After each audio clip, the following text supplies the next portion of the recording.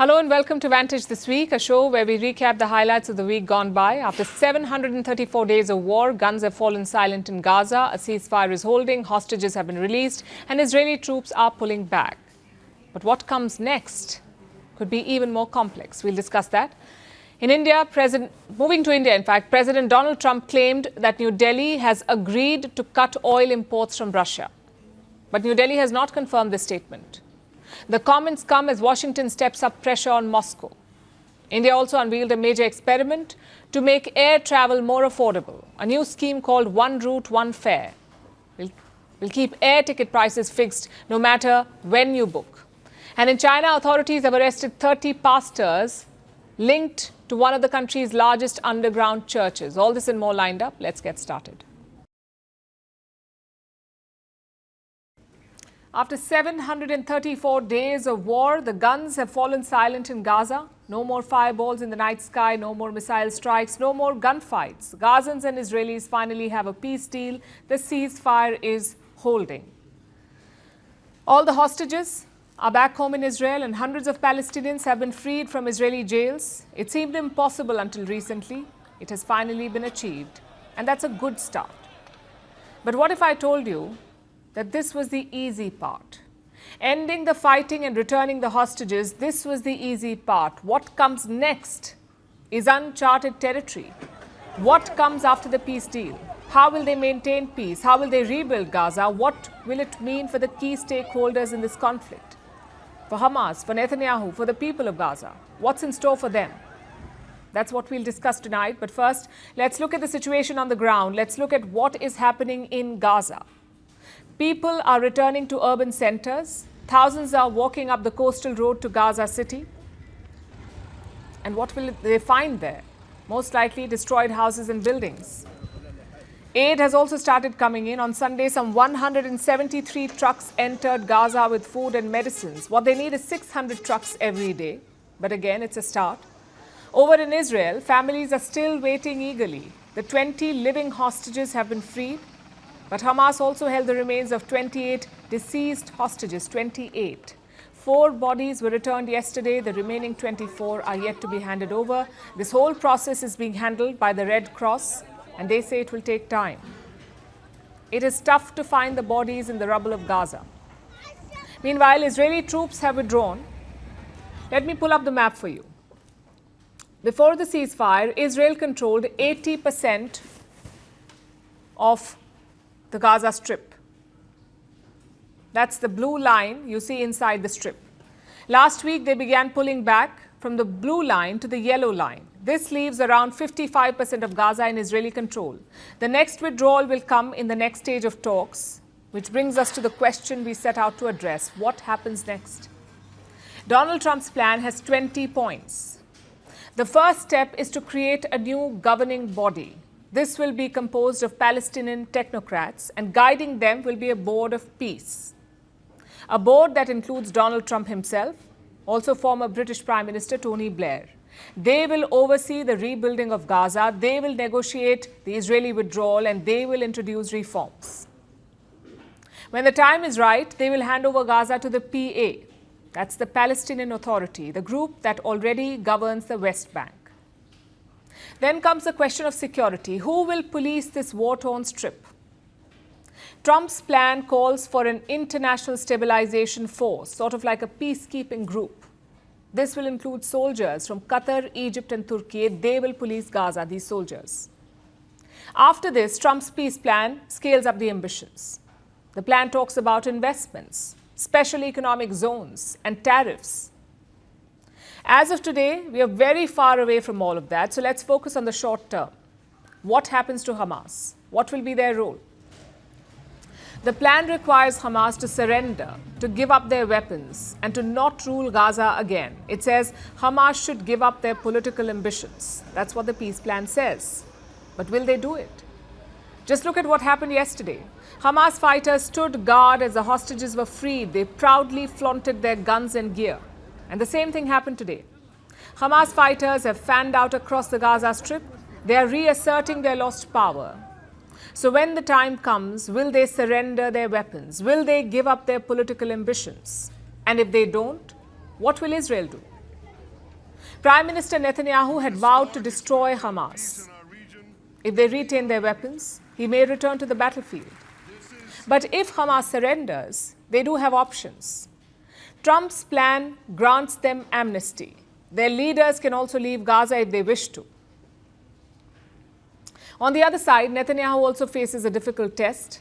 Israel is slated to hold elections in October next year. If the peace holds, maybe sooner. Elections may come sooner. And the results may not favor Netanyahu. The Israeli parliament, or the Knesset, has 120 seats.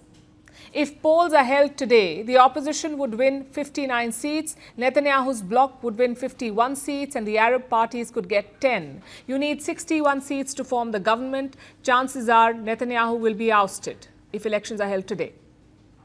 And that's just the start of his problems. Netanyahu is also facing corruption allegations in court. Until now, he used the war and his office to fight them. Without those, he faces an uncertain future. And Donald Trump hinted at that yesterday. He asked the Israeli president to pardon Netanyahu. Hey, I have an idea. Mr. President, why don't you give him a pardon? Give him a pardon. Come on.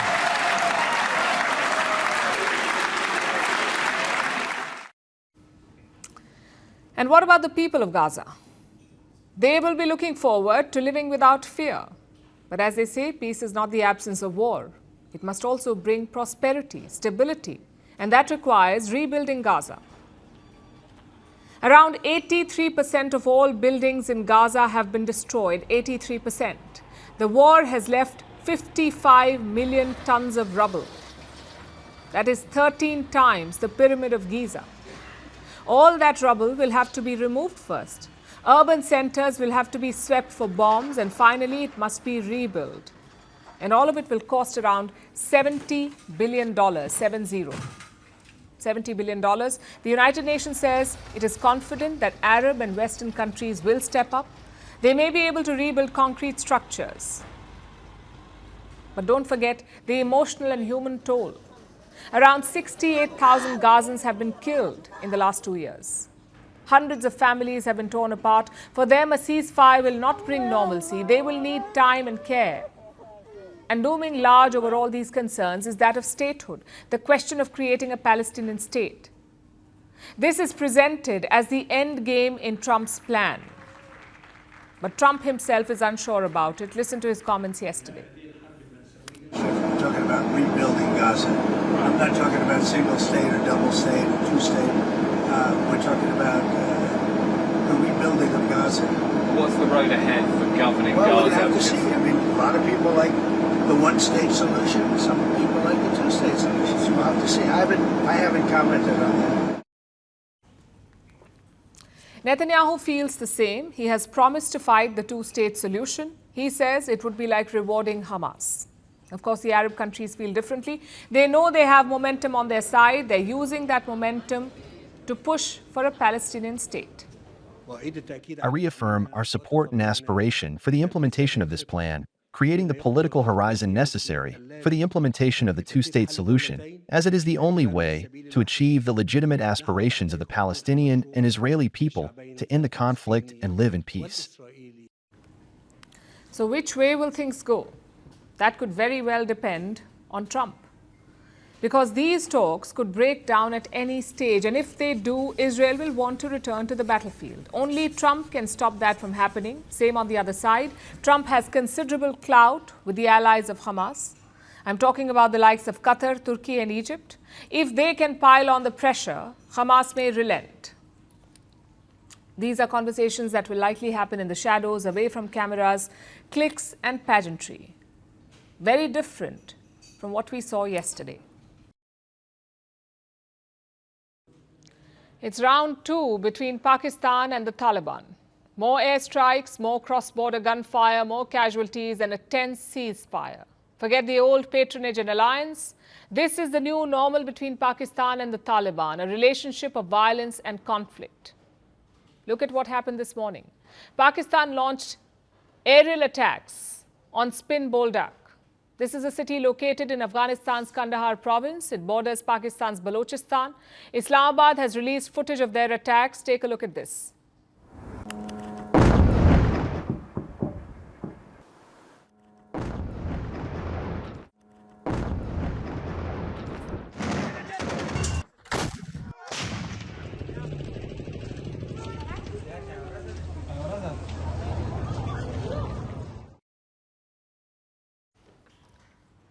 Remember, this is Pakistan, so take all their claims with a sack of salt. Pakistan says they killed 15 to 20 Taliban fighters, but Kabul disputes this claim. They say Pakistan killed 12 civilians and injured more than 100 others. Local doctors are backing this claim. They say most of the wounded are children. It was around 4 a.m. when the fighting began. Most of the wounded are children, and 90% of the casualties are civilians, including women and children. We have, thank God, prepared the ambulances, and all the injured, whether women or children, are treated here first and then transferred to Kandahar city. This wasn't the only clash. Pakistan claims there were more operations, including airstrikes on Kabul, the capital of Afghanistan. But the Taliban has not confirmed this attack. They say an oil tanker exploded in the Afghan capital. Nonetheless, they retaliated. The Taliban carried out attacks across the border. Pakistan says they lost 23 soldiers in this Afghan attack. Islamabad claims it was the Taliban that started this round, and their morning attack was simply retaliation. But the truth, it's not clear yet. Last week, Pakistan did start the fighting. They carried out airstrikes on targets in Kabul. In response, the Taliban hit back over the weekend. That clash appears to have been deadly. Pakistan says it killed at least 200 Taliban fighters. The Taliban says it killed 58 Pakistani soldiers. Again, the truth? Nobody knows. We're talking about a very rugged border. It's more than 2,000 kilometers long. It is full of high mountains and arid deserts. So all this fighting is happening in very remote areas. Independent checks are virtually impossible. You'll have to depend on the official versions. Let me show you one such claim. These pictures were posted by the Taliban. They claim it shows a Pakistani tank captured by them.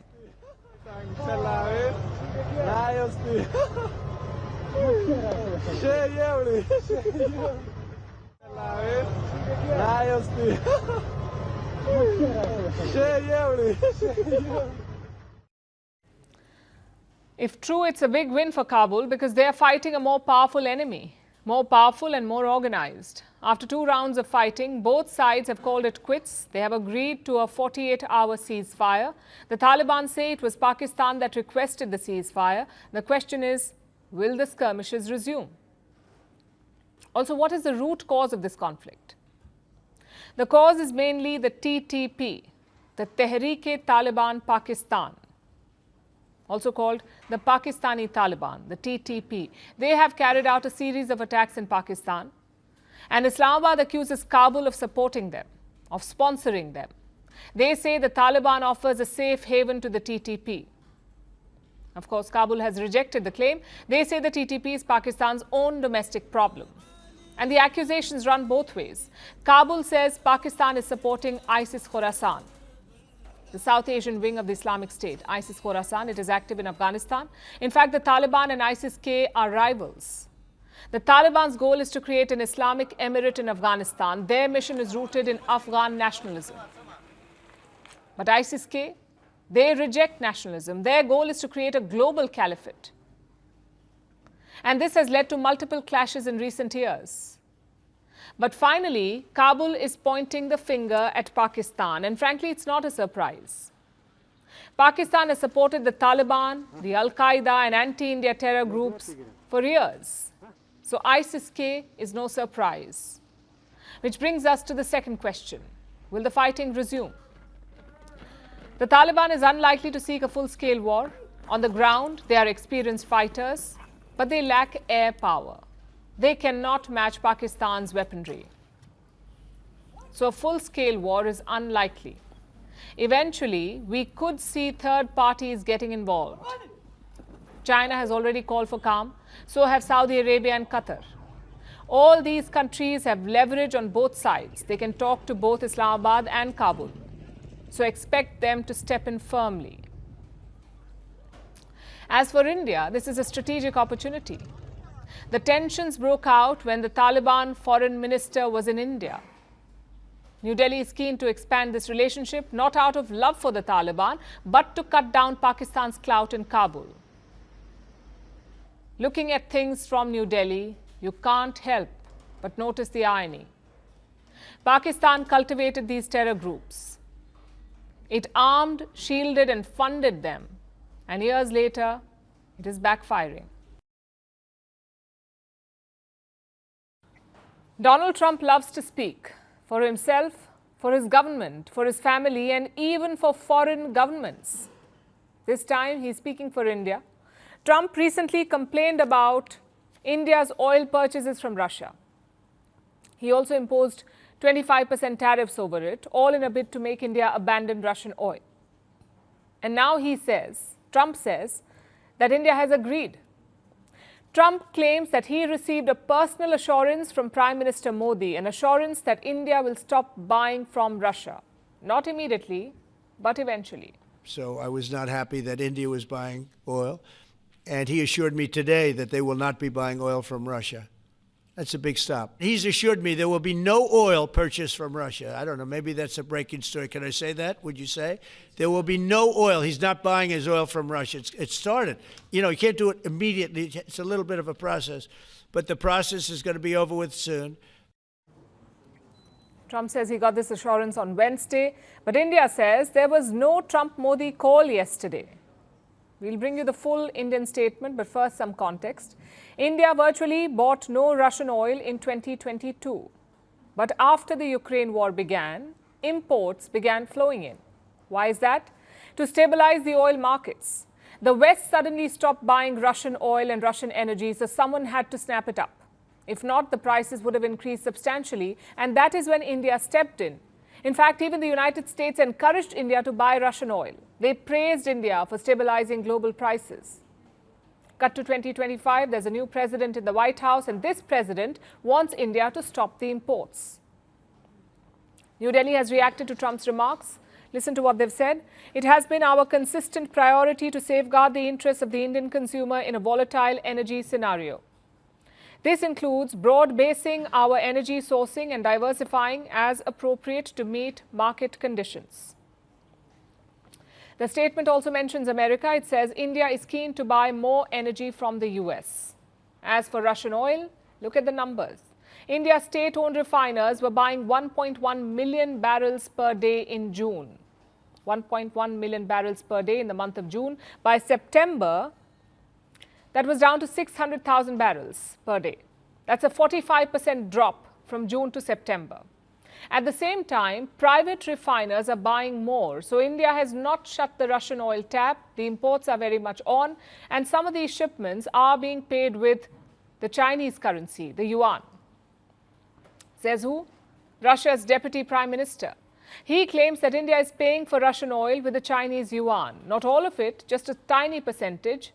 Still, this is a big deal because China is India's strategic rival, and yet India is using the Chinese currency for trade. I know it sounds counterproductive, but actually it's not. Because India's energy strategy is not driven by geopolitics. It is driven by the domestic need. In fact, let me go back to the Indian statement today. This is what it says next. It has been our consistent priority to safeguard the interests of the Indian consumer.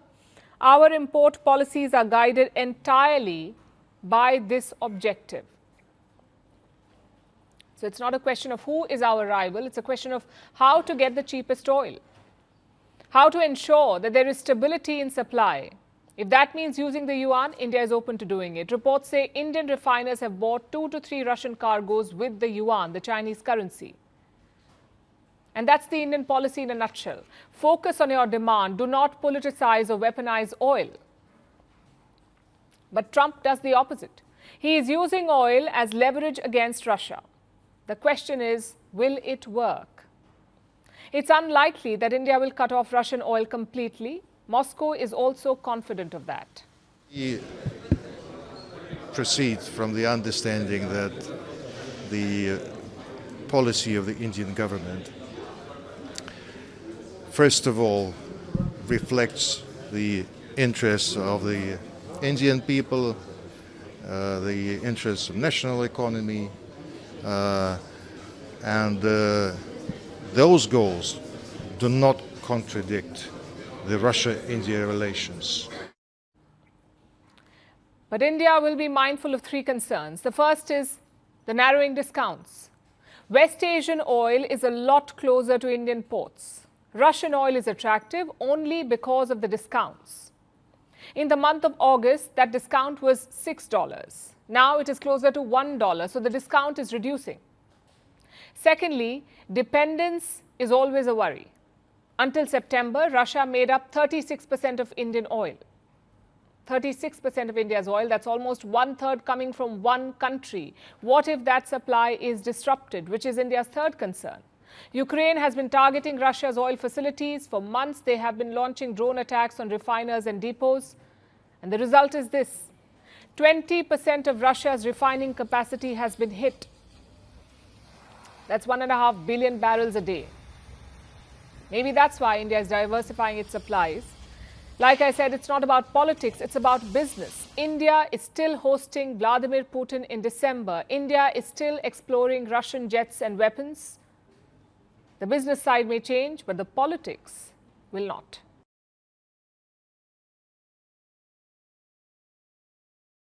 Our next story is from South America, where Donald Trump continues to target Venezuela. The latest is a military strike.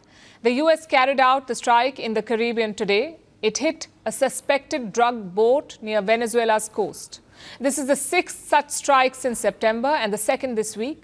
What began as a counter-narcotics operation is now spiraling into a bigger clash. The White House says it is taking on narco-terrorists. Venezuela says the U.S. strikes are illegal. In fact, it has taken the matter to the United Nations now. Our next report has more. Tensions between U.S. and Venezuela are at their peak. What began as a war on drug traffickers has now turned into one of the most dangerous flashpoints in Latin America. Military strikes, covert Central Intelligence Agency operations, and accusations of regime change. This week, the tensions escalated even further. The U.S. conducted 2 strikes in the Caribbean region. The most recent strike happened on Thursday. U.S. forces attacked a small boat near Venezuela's coast. It's not the first time. The U.S. has carried out at least 5 similar strikes before. Thursday's was the 6th. It's part of an operation targeting vessels that Washington claims are carrying drugs. And for the first time since that campaign began, there were reportedly survivors. Reports say officials confirmed survivors were on board, but the Pentagon has given no details so far. This followed another deadly strike on Tuesday. At least 27 people have been killed since the operations began in September. Until now, every targeted vessel was destroyed completely, leaving no one alive. Washington calls the campaign necessary. President Donald Trump says it targets narco-terrorists. He accuses Venezuela of fueling drug flows to the U.S. and claims Caracas has released its prisoners into America, but no evidence has been made public to support those claims. In a major escalation, Trump has now confirmed he authorized the CIA. For what? To conduct covert operations inside Venezuela. He is also considering land operations. The White House says the goal is to break up drug cartels. The aim is also to weaken President Nicolas Maduro's government. I think President Trump believes that Nicolas Maduro is an illegitimate president leading an illegitimate regime that has been trafficking drugs to the United States of America for far too long, and we're not going to tolerate it. The U.S. military buildup is also expanding in the Caribbean. At least 8 warships are now patrolling the region. A nuclear-powered submarine has been deployed too. Fighter jets and thousands of troops are stationed there as well. But criticism is mounting in Washington. Lawmakers say they were never asked to authorize this campaign, and many admit they know little about it. In fact, Venezuela is pushing back hard too. It has accused Washington of carrying out extrajudicial executions. It has been carrying out military exercises. And it has demanded the UN Security Council to investigate the strikes. What do we ask of the Security Council? First, that it investigates the series of murders that the government of the United States of America has been perpetrating in our region and determines their illegal nature. Second, to confirm the threat that these illicit actions pose to the preservation of peace in Latin America and the Caribbean. Meanwhile, President Maduro says the CIA authorization proves the U.S. is trying to overthrow his government. The U.S. says its actions are legal under Article 51 of the UN Charter. But Venezuela says that justification is fabricated. What's unfolding is no longer about narcotics. It's about legitimacy, control, and just how far American power can reach. Our stories every day are for viewers across the world. From every corner of the planet, people who tune in, scroll past, listen and move on. But this story is for one person, Giorgia Meloni, the Prime Minister of Italy, the first woman ever to hold that post. She began her political journey at the age of 15. She fought her way to the top, but she did it in a world that still does not know what to do with women who lead. And I'm not here to argue her politics. You can like it, you can hate it, that's your right. I'm here to highlight what happens to her when she walks into a room full of world leaders. The latest example is the Gaza Peace Summit. Meloni was the only woman in a room full of men, and that's all that it took. The men rushed to compliment, joke, or advise her. The agenda may have been the peace deal of the decade, but somehow the subtext was Giorgia Meloni. Not her strategy, not her diplomacy, not her leadership, just her. Her presence, her expressions, and her habits. Take Recep Tayyip Erdogan, for example. He's the Turkish president. He met Meloni at the Gaza summit and he decided that the war could wait. But Meloni's smoking habit could not. Is everything okay? How's she yolunda? İyi gördüm. Oh, you look great. Oh, thank you. Ama Very kind. sigarayı bıraktırmam lazım. But I have to make you stop smoking somehow. I know. I don't want to kill somebody. Yeah. You may say that it wasn't said in malice, and I agree, but it never is. It is not said in malice, it is just said. The way men have been saying things to women in power for centuries, a way where her habits are a matter of public concern, and the cameras caught it. French President Macron laughed. Meloni responded with a smile, and the headline shifted from the Gaza war to Meloni's cigarettes. And if you thought that was bad, well, think again. Trump was at the podium talking about the peace deal. It's an important moment for his presidency. But do you know what he thought about mid-speech? Meloni's beauty. He called her a beautiful young woman. Italy, we have a woman, a young woman who's, I'm not allowed to say it because usually it's the end of your political career if you say it. She's a beautiful young woman. Now, if you use the word beautiful in the United States about a woman, that's the end of your political career. But I'll take my chances. Where is she? There she is. You don't mind being called beautiful, right? Because you are. Meloni and Trump share so much in common. Similar ideologies, similar politics, both leading their respective nations. And yet, when he speaks of her, he does not talk about her power or her politics or her policies. He talks about her beauty, about her looks and her charm. The same stereotypes that women in power have fought for decades. And this is not a one-off. It is, in fact, the norm. Take the Albanian Prime Minister, Edi Rama. He literally went down on one knee to present Meloni with a scarf on her birthday. The cameras rolled, the world swooned. It looked like a chivalrous gesture, but it told the same old story. No man in politics gets serenaded at an energy summit. But Giorgia Meloni is. She gets birthday performances between oil deals and climate pledges.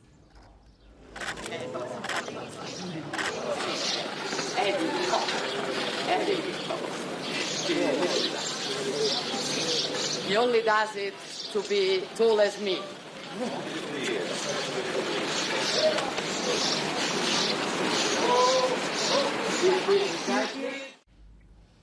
And the scrutiny never really stops. Male politicians express frustration, shouting, pounding tables, leaving meetings. It is all routine.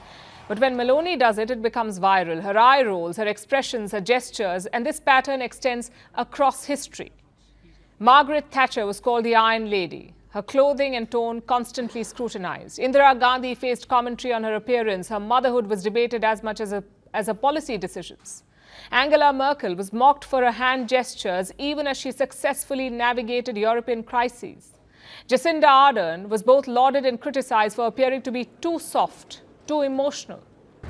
Hillary Clinton faced intense scrutiny more for her suits than for her stance. And that is the common thread. Women in power are never just leaders. They are subjected to constant gendered evaluation. This is the systemic reality of being the only woman in the room. Every move is amplified, every expression is monitored, policies are measured alongside gestures, clothing, and temperament. They may lead nations, but the world still counts their cigarettes. Now let's talk about the latest crackdown in China. Chinese authorities are going after Christians. 30 pastors have been arrested. They belong to the Zion Church.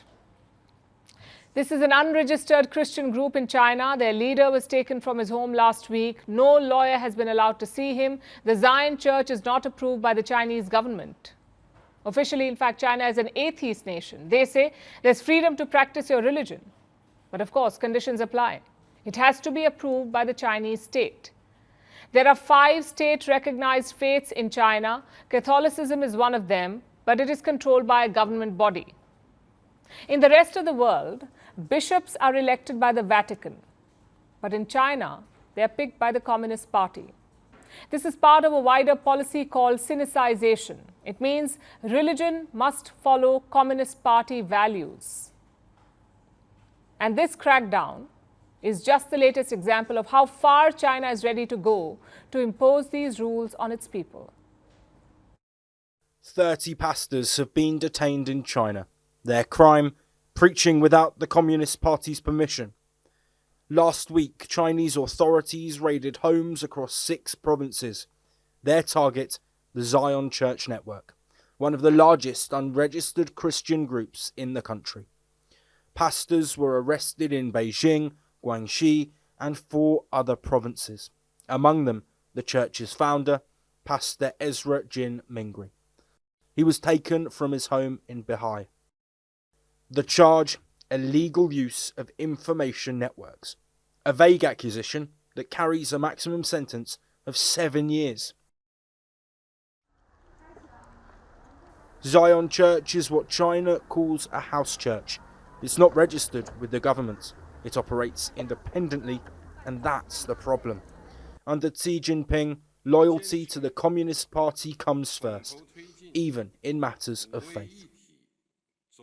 China's constitution technically guarantees freedom of religion, but critics say the government is rewriting that promise. They call it Sinicization, reshaping religion to fit Communist Party ideology. In practice, this means all clergy must pledge allegiance to the party. Their sermons must not challenge its authority.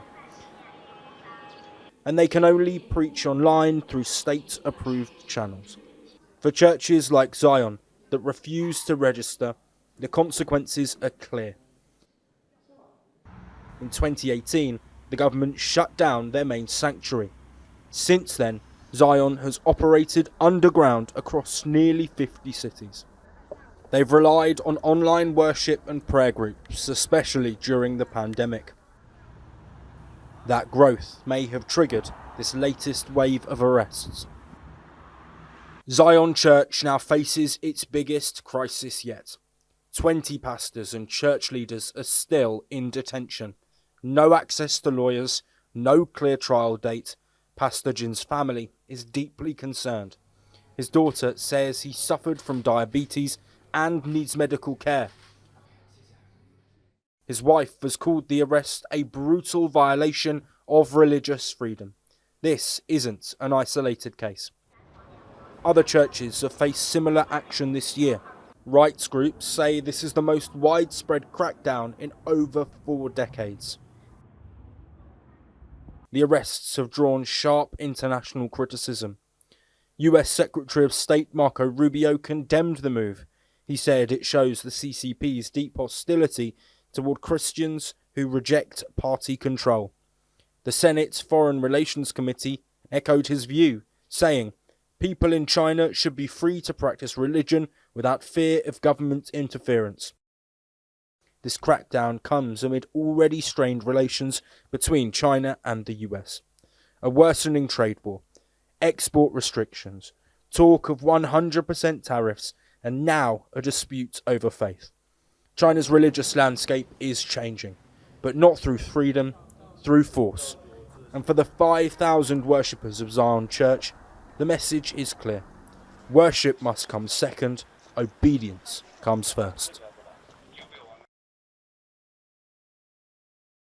Like I said, the festival season is here in India, and if you've ever tried booking a flight this time of the year, you know how it goes.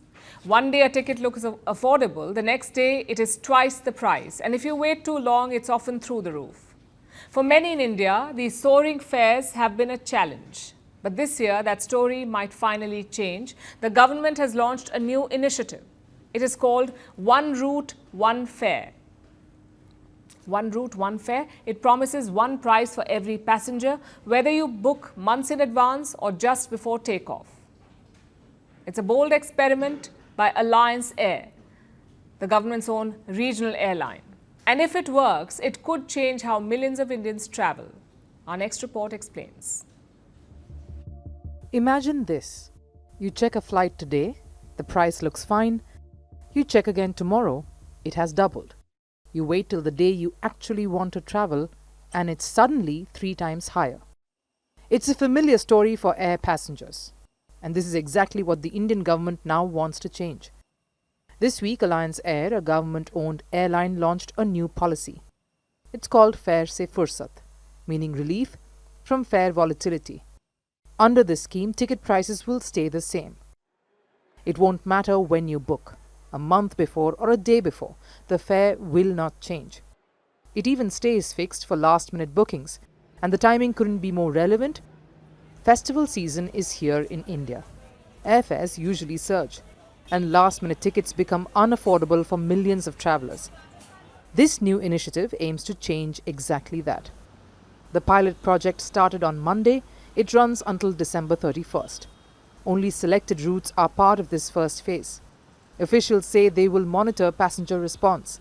If it is positive, the plan could expand to more routes. The initiative is also being called One Route, One Fare. Each route will have one fixed price. No dynamic pricing, no hidden spikes, no last-minute surprises. But why is the government doing this? Because most of India's aviation market uses dynamic pricing. Fares change with demand, season, and competition.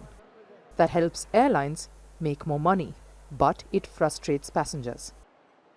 The new plan aims to bring clarity, stability, and transparency to airfares, and it wants to make flying more predictable and affordable. The focus is on Tier 2 and Tier 3 cities. Alliance Air operates most of its routes there. It does this under the government's Ude Desh Ka Aam Nagrik scheme, which means let the common citizens of the country fly. The goal of this scheme is to connect smaller cities to the national network and make flying more accessible. Alliance Air is well suited for that role. Its aircraft can land at small airports. They can link remote towns to larger cities. But despite this strategic role, Alliance Air remains a relatively small player. Its domestic market share is just 0.3%. The fixed fare model could help improve this number. Besides, this initiative is also about first-time flyers. For many, price uncertainty stops them from choosing air travel. A fixed fare removes that barrier. It makes planning simpler. India's Civil Aviation Minister says the aim is to democratize aviation. He wants it to be accessible for the middle class, lower middle class, and neo-middle class. The government has already been working on affordability at airports. It has launched cafes that are offering tea, coffee, and snacks at bare minimum rates. The idea is to make every part of the flying experience more dignified. The next few months will decide the future of this experiment. But for now, it marks a significant shift in how India thinks about air travel.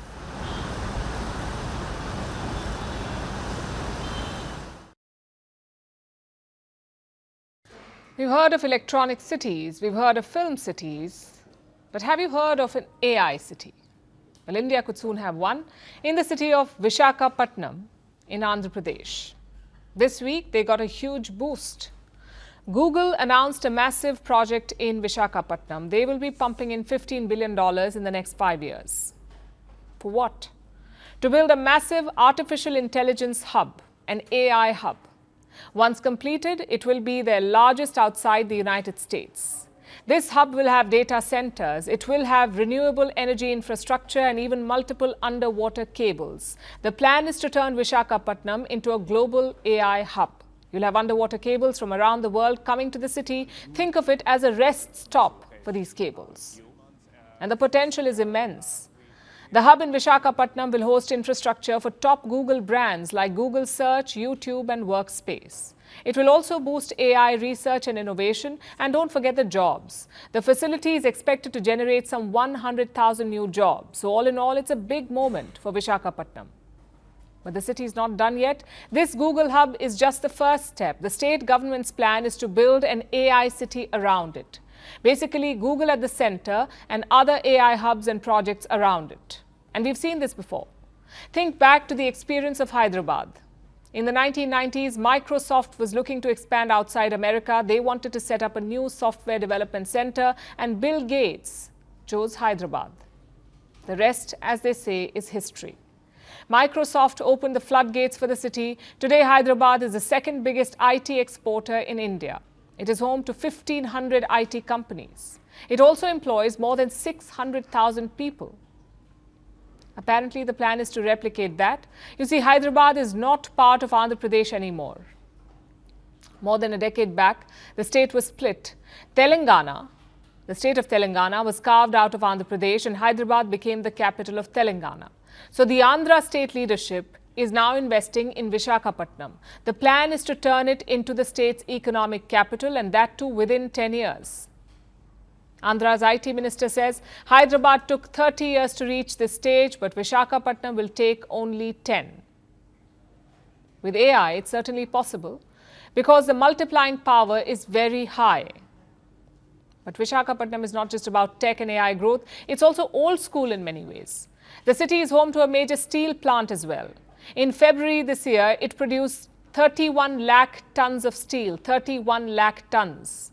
It's a monthly record for this plant. Another source of income is shipping. Visakhapatnam is the fourth busiest port in India. It handled 82 million tons of cargo last year. Again, the highest ever, 82 million tons.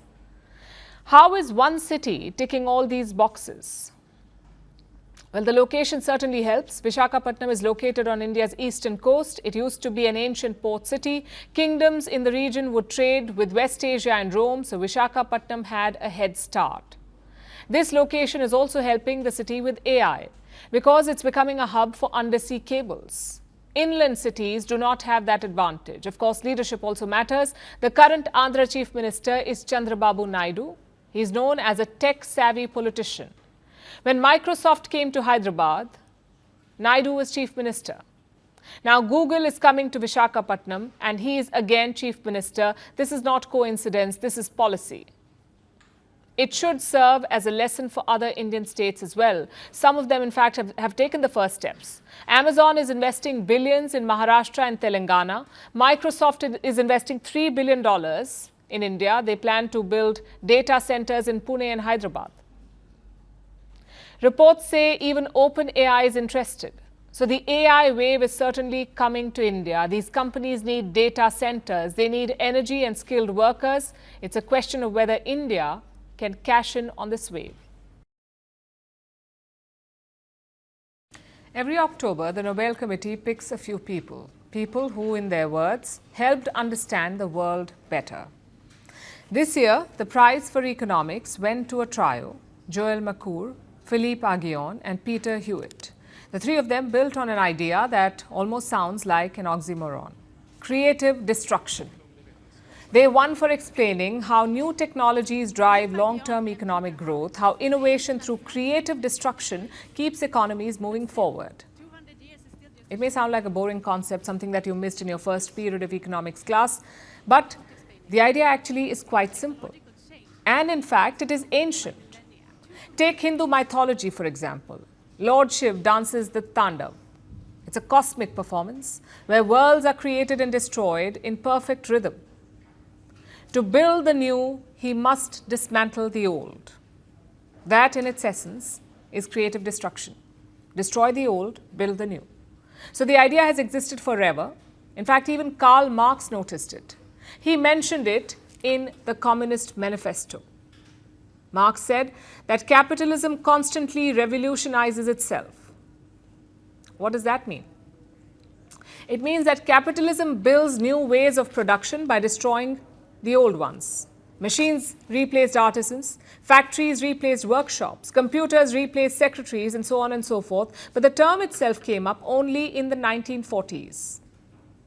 It was popularized by this man, Austrian economist Joseph Schumpeter.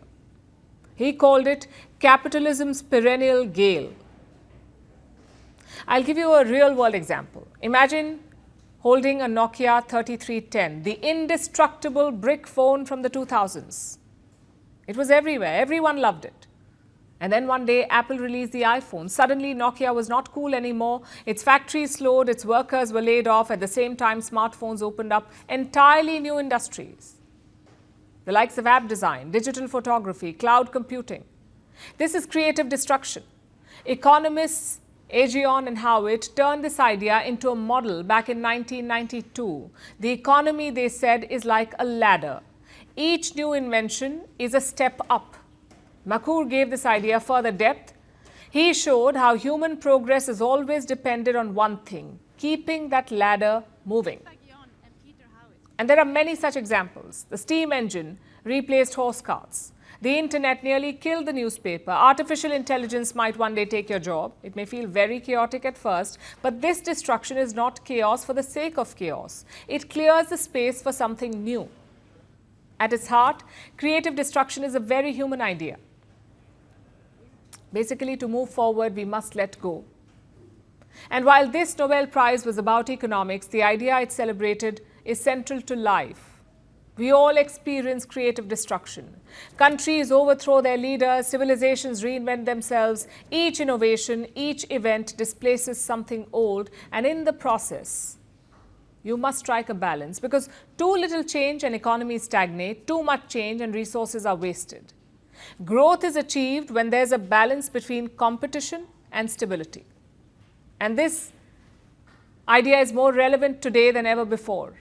Our world is going through a churn. The biggest disruptor is artificial intelligence. Chatbots are doing everything from writing essays to giving therapy. Jobs are at risk. One report says AI could wipe off half of all entry-level white-collar jobs in the US. Worldwide, 40% of all roles could be at risk. Companies are prioritizing AI over new hires. It may feel like a destructive churn. But this chaos or destruction is not the end. Just like Shiv's Tandav, AI and innovation are part of a rhythm. Some jobs will vanish, some industries will collapse, but new ones will emerge.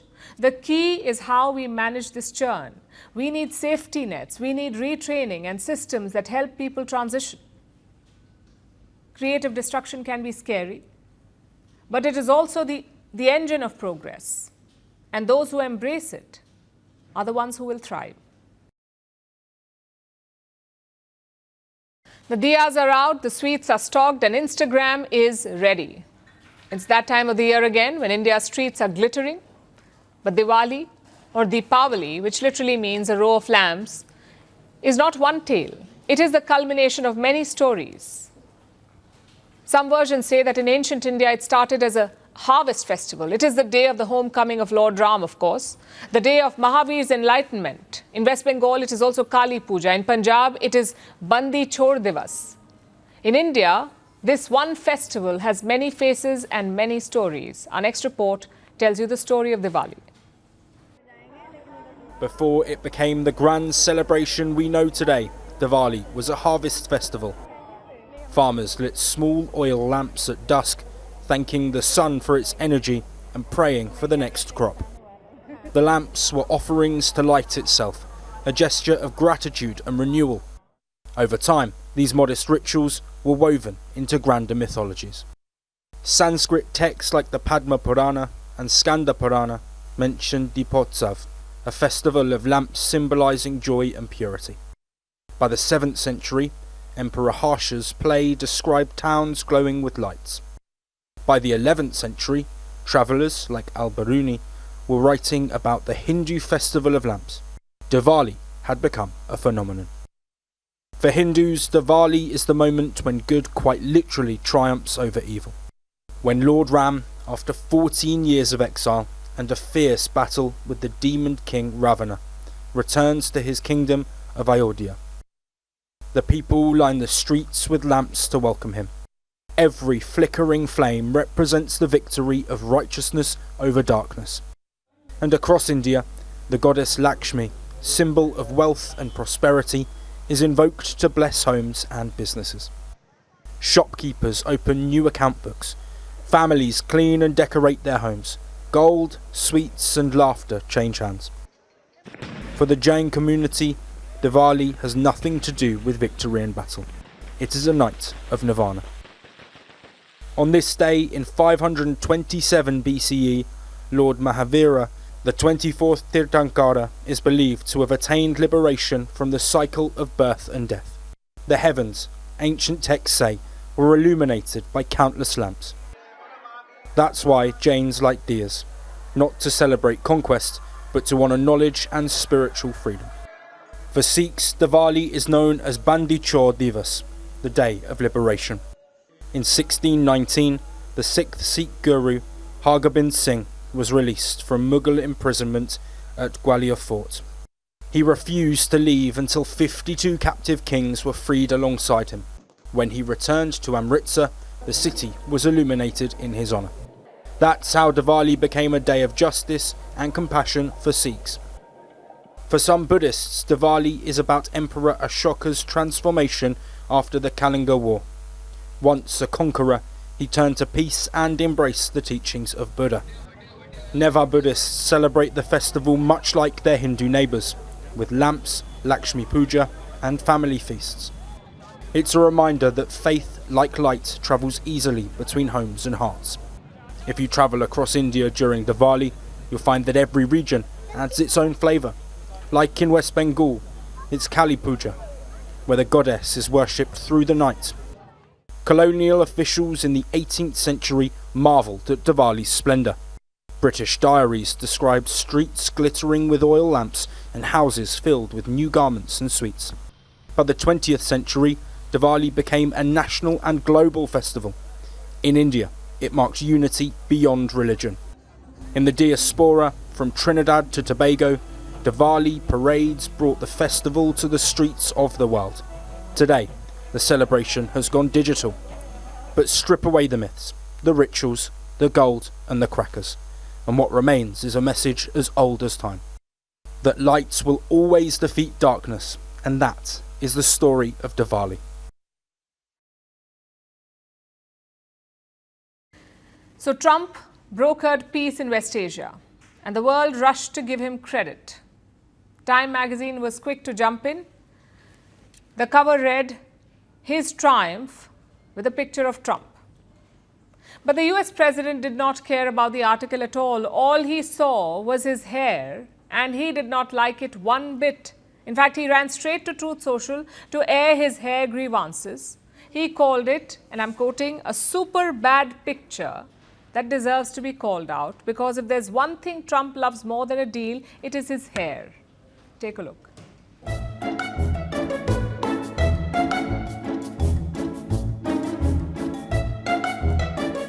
I like to have, have this gorgeous head of hair.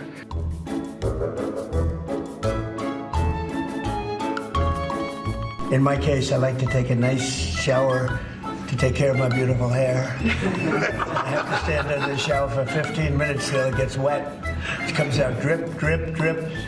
Oh, I'm looking at my hair up there. Let's see. Oh, I don't like it. I don't like it. Excuse me, I'm going to recomb my hair. Do you mind? I see the woman with the wild hair, good solid head of hair she's got. There's no kidding. There's no games with her hair. I'm having a bad hair day. This is not good. I have to have a bad hair day in front of Virginia? I'm studying my hair. It looks not so good today. It's not a good hair day, but who cares? Not a good hair day for me.